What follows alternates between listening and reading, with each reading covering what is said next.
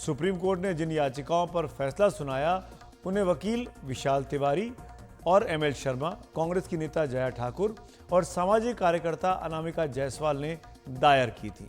इन याचिकाओं में आरोप लगाया गया था कि अडानी ग्रुप ने अपने शेयरों के दाम जानबूझकर चढ़ाए हुए थे और शॉर्ट सेलर हिंडनबर्ग रिसर्च की रिपोर्ट आने के बाद अडानी ग्रुप के शेयरों में इसीलिए भारी गिरावट आई।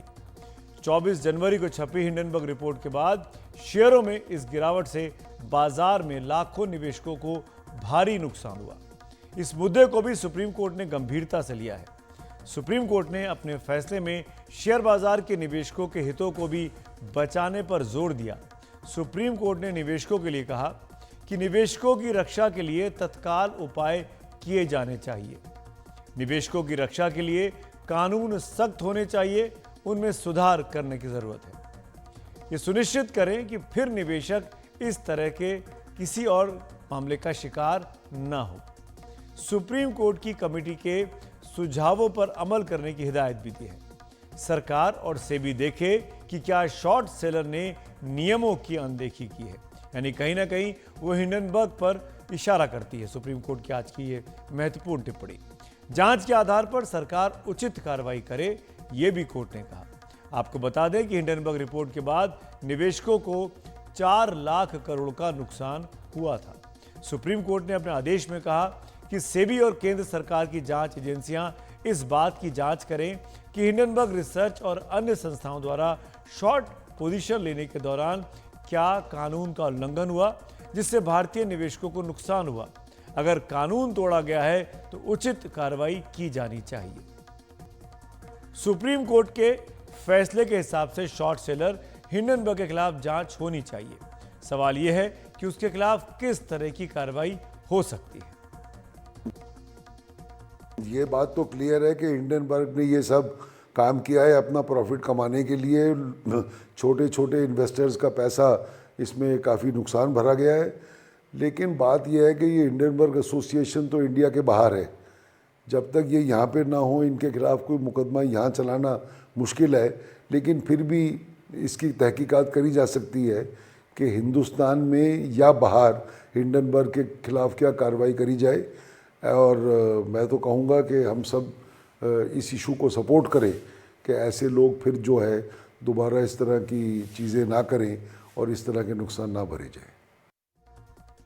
और हिंडनबर्ग रिपोर्ट के बाद शेयर बाजार में भयानक उस वक्त गिरावट आई थी। कुछ ही दिनों में निवेशकों के 4 लाख करोड़ रुपए से ज्यादा मार्केट में डूब गए थे। कोर्ट ने निवेशकों के हितों की रक्षा के लिए तुरंत सख्त उपाय करने को कहा है। वरिष्ठ वकील मुकुल रोहतगी से हमने पूछा कि किस तरह के सुधारों की अब जरूरत है। सबसे बड़ा मुद्दा तो ये है कि मैंने पहले भी कहा है कि मीडिया को भी ध्यान रखना चाहिए। इस तरह की रिपोर्टें आती हैं, इनको सनसनी खबर ना बनाया जाए, इनको ब्रेकिंग न्यूज़ ना बनाया जाए। हर आदमी अपनी इस तरह की रिपोर्टें पेश करता है अपने प्राइवेट पर्पस के लिए, और क्योंकि मीडिया इस बात को उछालता है और बहुत इस पे तवज्जो दी जाती है, तो इसकी वजह से जो है ये मार्केट में काफ़ी बदलाव आता है। तो मीडिया को भी अपना ये कर्तव्य निभाना चाहिए। और दूसरा, सेबी जो है बहुत अच्छी बॉडी है, उसके बहुत कानून और रेगुलेशंस हैं, और अगर ऐसी चीज़ होगी तो सेबी को स्विफ्टली और जल्दी इस पे गौर करना चाहिए। और अगर अफवाहें इस तरह फैल रही हैं, इनको इमीडिएटली रोका जाए, सो दैट छोटे निवेशक जो हैं मार्केट में उनको ये नुकसान ना भरना पड़े। सुप्रीम कोर्ट ने अपने आज के फैसले में स्पष्ट कहा है कि सेबी की जांच पर शक करने के लिए अपुष्ट समाचार रिपोर्टों पर भरोसा स्वीकार नहीं किया जा सकता। स्वतंत्र समूहों और अखबारों में खोजी लोगों की ऐसी रिपोर्ट सेबी या विशेषज्ञ कमेटी के सामने इनपुट का काम तो कर सकती है, लेकिन उन पर सेबी की जांच के अधूरे होने के आखिरी सबूत के तौर पर विश्वास नहीं किया जा सकता। मैं आपको सिर्फ ये एक चीज़ बताना चाहता हूँ कि कोर्ट में एक बहुत पुराना रूल है कि मीडिया रिपोर्ट या अखबार की रिपोर्ट उसकी फेस वैल्यू पे अदालत में कभी उस पर रिलाई नहीं किया जाता, क्योंकि उसकी वेरिफिकेशन या उसके सबूत उसके साथ नहीं पेश होते। तो अखबार में कुछ चीज़ निकले, उसको रिट याचिका का सबूत नहीं बनाया जा सकता जब तक आप उस पर ठोस एविडेंस ना प्रोड्यूस करें कि ऐसा वाक़या हुआ है। तो ये जो रिपोर्ट है ये भी उसी तरह की न्यूज़ रिपोर्ट की तरह ही है जिस पे अनफॉर्चुनेटली स्टॉक मार्केट में बड़ा असर पड़ा है। तो इस रिपोर्ट को किसी चीज़ का बेसिस नहीं बनाया जा सकता जब तक प्रॉपर सबूत ना हो, और इस रिपोर्ट के पीछे कोई सबूत नहीं था, ये आज बात साफ हो चुकी है। शेयर मार्केट के रेगुलेटर सेबी की जांच पर उठ रहे सवालों पर हमने सेबी के ही पूर्व एग्जीक्यूटिव डायरेक्टर JN गुप्ता की राय भी आज जानी। देखिए, जो आज का फैसला है उसमें बहुत सारे मुख्य चीजें जान अच्छी हैं, लेकिन सबसे पहले जो आपने सवाल करा कि ये सेबी के हिसाब से क्या है, तो मैं इसमें बहुत सीधा सा ये देखता हूं कि आज से इस चीज पे पूर्ण विराम लग जाना चाहिए कि जो जानकार लोग नहीं भी हैं, जिनको ना सिक्योरिटीज मार्केट की जानकारी है, ना ट्रेडिंग की जानकारी है, ना कॉर्पोरेट गवर्नेंस की जानकारी है, वो लोग सेबी के फैसलों पे और या सेबी के नियमों पे सवाल उठाते हैं और फिर सुप्रीम कोर्ट से एक्सपेक्ट करते हैं कि सुप्रीम कोर्ट सेबी को डायरेक्शन दे या ये केस CBI या DRI या तमाम एजेंसियों को दे दे। आज सुप्रीम कोर्ट ने उसमें बोल दिया है कि जहां तक इस तरह के नियमों का है, हम भी सेबी की विजडम पे रिलाई करते हैं और ये बहुत महत्वपूर्ण चीज है। इससे सेबी का मनोबल, सेबी के ऑफिसर्स का मनोबल, सेबी एज ए ऑर्गेनाइजेशन का मनोबल बढ़ेगा और इससे आगे वाले टाइम पे जो इस तरह के फ्रिवलस लिटिगेशन होते हैं जिसमें समय समय पे कोर्ट का महत्वपूर्ण टाइम वेस्ट होता है, वो होना बंद हो जाएगा। लेकिन इसी जजमेंट में सबसे इंपॉर्टेंट जो पहलू है, वो पहलू एक ये भी है कि कोर्ट ने रिकॉग्नाइज किया है कि जो ये एक फैसिलिटी दी गई थी पब्लिक इंटरेस्ट लिटिगेशन की, इसका जो आइडिया था, जो इसके पीछे भावना थी, वो बहुत अच्छी भावना थी कि जो लार्जर पब्लिक है उसके इंटरेस्ट को प्रोटेक्ट किया जाए, ना कि एक पर्टिकुलर सेक्शन को या किसी को जो किसी से परेशानी है या उसको कोई लॉ समझ में नहीं आ रहा है या पसंद नहीं है या उस ग्रुप को दिक्कत है, तो वो PIL के प्लेटफॉर्म को यूज करके कोर्ट का समय जाया करते हैं। तो कोर्ट ने ये बोल दिया ये बहुत जरूरी है कि हमको एग्जामिन करना चाहिए कि क्या रियली पब्लिक इंटरेस्ट इन्वॉल्व है कि नहीं है। उसके बाद तीसरी चीज जो है, जो मैं शुरू से बोलता आ रहा हूं कि हिंडनबर्ग ने सीधा साधा बिल्कुल क्लियर कट कहा था कि मेरी मंशा शॉर्ट सेलिंग की है और प्रॉफिट कमाना है। उन्होंने वो कर लिया। उन्होंने इधर से एक खबर उठाई, उधर से दो खबर उठाई, पूरी पिक्चर दिए हुए बिना एक उन्होंने खाका तैयार कर दिया जो निगेटिविटी वाला खाका था। अब ये डिजाइन तो हमारे जितने भी समझदार लोग हैं उनको समझनी चाहिए थी, लेकिन अगर वो समझदारी से काम करते तो उनका जो आइडिया था, जो उनका मंतव्य था, वो पूरा नहीं होता। तो उन्होंने इस रिपोर्ट को एक भगवान का आदेश मान के, एक गॉस्पेल ट्रुथ मान के उसके बारे में चिल्लाना शुरू कर दिया और ये हो जाएगा, वो हो जाएगा। तो सुप्रीम कोर्ट ने ये बोल दिया है कि ना हिंडनबर्ग रिपोर्ट गॉस्पेल ट्रुथ है, ना OCCR की रिपोर्ट गॉस्पेल ट्रुथ है, ना किसी न्यूज़पेपर में छपी हुई खबर गॉस्पेल ट्रुथ है। आपको बता दें कि हिंडनबर्ग रिपोर्ट के बाद पिछले साल 29 जनवरी को अडानी ग्रुप ने 413 पन्नों के एक जवाब में सभी आरोपों के सिलसिलेवार तरीके से जवाब दे दिए थे। अडानी ग्रुप ने इन आरोपों को झूठ का पुलिंदा बताते हुए इन्हें भारत, उसकी संस्थाओं और उसके विकास की कहानी पर एक सोचा समझा हमला बताया था। जवाब में यह भी कहा गया था कि अमेरिकी फर्म द्वारा यह रिपोर्ट वित्तीय फायदे के लिए एक फॉल्स मार्केट तैयार करने के गुप्त मकसद से तैयार की गई है। सुप्रीम कोर्ट का आज का फैसला अडानी ग्रुप की बातों पर मुहर लगाता है। हिंडनबर्ग रिपोर्ट के बाद शेयर बाजार में निवेशकों को बड़ा नुकसान हुआ था। लेकिन देश और विदेश के बड़े निवेशकों का भरोसा अडानी ग्रुप पर बना रहा। अडानी ग्रुप ने भी अपने कारोबार के लिए गए कर्ज को तेजी से इस एक साल में उतारा है। हिंडनबर्ग रिपोर्ट के बाद अडानी ग्रुप में जो बड़े निवेश हुए उनकी संक्षिप्त जानकारी आपके साथ साझा करते हैं। GQG पार्टनर्स ने अडानी ग्रुप के शेयरों में निवेश किया। इसके अलावा कतर इन्वेस्टमेंट अथॉरिटी ने अडानी ग्रीन में हिस्सेदारी खरीदी। अबू धाबी की इंटरनेशनल होल्डिंग कंपनी ने अडानी ग्रुप में निवेश किया है। कोलंबो पोर्ट प्रोजेक्ट में अमेरिका ने बड़े निवेश का ऐलान किया। कोलंबो पोर्ट प्रोजेक्ट में निवेश से पहले पिछले ही महीने अमेरिका सरकार ने कहा था कि उसके इंटरनेशनल डेवलपमेंट फाइनेंस कॉरपोरेशन ने पूरी जांच पड़ताल के बाद ही अडानी ग्रुप के इस प्रोजेक्ट में निवेश का फैसला किया है। इजराइल सरकार के साथ अडानी ग्रुप ने हाइफा पोर्ट के लिए जॉइंट वेंचर किया हुआ है। अडानी ग्रीन में टोटल एनर्जी का इन्वेस्टमेंट आया है।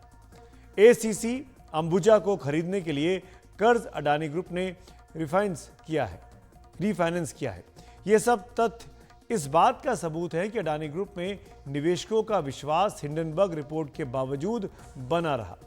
सुप्रीम कोर्ट के आज के फैसले पर ज्यादा जानकारी के लिए हमारे साथ भारत के पूर्व मुख्य आर्थिक सलाहकार और अर्थशास्त्री कृष्णमूर्ति सुब्रमण्यन थे। उनसे हमने कुछ सवाल पूछे हैं। इस वक्त हमारे साथ जुड़े हुए हैं। जो रिपोर्ट आई है सुब्रमण्यन साहब हिंडनबर्ग की, उसके बाद आज सुप्रीम कोर्ट का फैसला आया, उसने आज की कोर्ट की टिप्पणी के बाद मेरा सवाल आपसे है कि भारत की आर्थिक विकास यात्रा पर इस एक साल में क्या असर पड़ा, इस रिपोर्ट का क्या असर था और अब क्या असर होगा? हिंडनबर्ग का जो रिपोर्ट आया था उसके बाद मैंने टाइम्स ऑफ इंडिया में एक लेख लिखा था जिसमें मैंने कहा था कि उस समय भी हिंडनबर्ग की जो रिपोर्ट थी उसका कोई असर हमारे ग्रोथ स्टोरी पे नहीं पड़ेगा। और मैंने ये कहा था कि जो हिंडनबर्ग ने उनका जो अनुमान था कि हिस्टोरिकली बिगेस्ट फ्रॉड, मतलब इतिहास में सबसे बड़ा जो फ्रॉड जो उन्होंने कहा था वो एकदम बेबुनियाद था।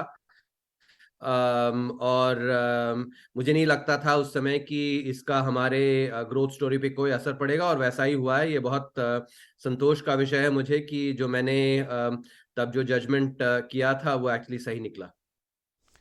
मिस्टर सुब्रमण्यन, निवेशकों को पिछले साल जिस तरीके से शेयर मार्केट क्रैश किए थे, जो भयानक नुकसान हुआ, 4 लाख करोड़ का एक अंदेशा लगाया गया, आपको क्या लगता है उनके नुकसान की क्या कभी कोई भरपाई हो सकती है? इसमें दो पहलू हैं जिन पे हमें रोशनी डालना है। पहला ये कि रिटेल इन्वेस्टर्स को हमेशा ध्यान रखना चाहिए कि जब भी वो किसी स्टॉक में निवेश करते हैं तो उसमें जो है अनिश्चितता, रिस्क रहती है। और इस तरह की जो शॉर्ट सेलिंग है और शॉर्ट सेलर्स, हिंडनबर्ग जैसे रिपोर्ट शॉर्ट सेलर्स को मदद करती है, तो इस तरह के रिस्क जरूर रहते हैं। और रिटेल इन्वेस्टर्स को हमेशा ध्यान में रखना चाहिए कि स्टॉक्स जो है फिक्स डिपॉजिट जैसे नहीं है, पहला पहलू।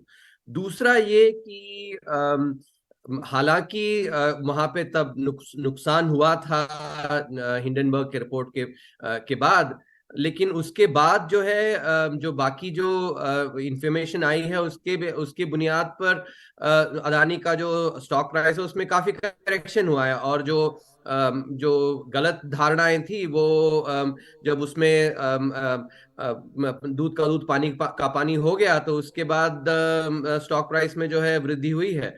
तो इन्वेस्टर्स को जो थोड़ा नुकसान जो भरना पड़ा था उसमें भी एक्चुअली उसकी कमी भी हुई है। ये पूछना चाह रहा था मैं आपसे, आज सुप्रीम कोर्ट ने भी अपने फैसले में जो हिंडनबर्ग है, शॉर्ट सेलर है, उसके ऊपर भी टिप्पणी की है कि क्या आपको लगता है कि क्या इनके खिलाफ कोई कार्रवाई होनी चाहिए? आपको कोई उम्मीद है? ये तो सेबी के दायरे में आता है, security exchange board of India. और जैसे आज का जो सुप्रीम कोर्ट का जो वर्डिक्ट आया है उसमें साफ उन्होंने कहा है कि ये सेबी के दायरे में है और सेबी जो भी सही समझे वो जांच करे, क्योंकि स्टॉक मार्केट से जो भी संबंधित विषय है वो जो भी इस तरह की वारदातें होती हैं उनको उनके बारे में एक्चुअली उनका इन्वेस्टिगेशन करना, और यदि कोई गलती हुई है तो जो जो पेनल्टीज हैं उसको लागू करना, ये सब सेबी का काम है। और मेरे अनुसार सेबी इसको काफी अपनी क्षमता के अनुसार इस पे काम करेगी। चलिए, बहुत बहुत शुक्रिया सुब्रमण्यन साहब हमसे बात करने के लिए। सुप्रीम कोर्ट के आज के फैसले पर और चर्चा के लिए इस वक्त हमारे साथ इंफ्रा विजन फाउंडेशन के संस्थापक विनायक चटर्जी जी जुड़ रहे हैं। विनायक जी, मेरा पहला सवाल आपसे यही है, शॉर्ट सेलिंग करने वाली एजेंसियों को लेकर जो टिप्पणी सुप्रीम कोर्ट ने आज की है, उससे लगता है कि इशारा मिल रहा है कि कोई कानून इस बारे में तुरंत बनना चाहिए। क्या लगता है आपको, ऐसा होगा? आपकी एनालिसिस करेक्ट है।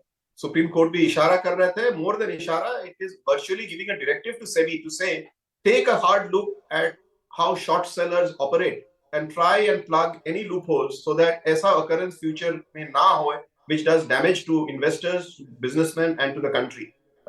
And sometimes it is done purely out of the economic benefit that a short seller gets because it ends up making a whopping profit by damaging every other segment. Vinayak जी, अब हम सब जानते हैं कि करीब 4 लाख करोड़ का नुकसान हुआ इन्वेस्टर्स को। मार्केट बुरी तरीके से क्रैश किया था उस वक्त में, करीब 1 साल पहले की बात है। लोग बाग बहुत मेहनत करके एक एक शेयर खरीदते हैं, बहुत साधारण लोग भी शेयर मार्केट में होते हैं। सबको नुकसान हो गया, आप किसको जिम्मेदार मानते हैं इसके लिए? कौन दोषी है? कोई भी कह सकता है कि analysts are free to write what they want to write. ये भी एक काउंटर पॉइंट है ना कि भाई स्टॉक मार्केट में इंडिपेंडेंट एनालिस्ट होता है। ऐसा तो नहीं है कि हर एनालिस्ट पॉजिटिव रिपोर्ट लिखेंगे। बहुत सारे एनालिस्ट हैं मार्केट में जो नेगेटिव रिपोर्ट लिखते हैं। So it has to be well thought through to say what is actually a genuine analysis of a business condition backed by facts and evidence and what is malicious in intent. इसी में supreme court ने सेबी को चर्चा करने के लिए बोला है और let the experts and technical expert decide. उसके बाद आप और हम देखेंगे कि टू द एक्सटेंट कैसा ये प्रोटेक्ट करते हैं आगे। देखिए, बार बार एक बात और भी सामने आ रही थी विनायक सर कि भारत की अंतर्राष्ट्रीय स्तर पर छवि पर चोट करने की कोशिश की जा रही है। कुछ लोग जानबूझकर साजिशन इस तरह की बात कर रहे हैं। मेरा सवाल आपसे है कि क्या इस पर असर होगी? भारत की छवि धूमिल हो गई इस पूरे जिस तरह का प्रकरण 1 साल पहले हुआ था हिंडनबर्ग की रिपोर्ट सामने आने के बाद? देखिए, ये तो मतलब सिंपल है, डैमेज तो हुई थी, बहुत गहरी डैमेज हुई। बट ये भी खुशी की बात है कि आज सुप्रीम कोर्ट की रूलिंग के बाद खुशी की बात है that it is not easy to attack India in any manner and the Supreme Court judgment puts all of that to rest and says revive confidence in India, revive confidence in business, revive confidence in Indian infrastructure investments. So there is a positive side to it also. I think today is a day for, shall we say, a big relief for all of us who are Indians who are proud to be building our nation. शुक्रिया, thank you Vinayak Chatterjee साहब हमसे बात करने के लिए।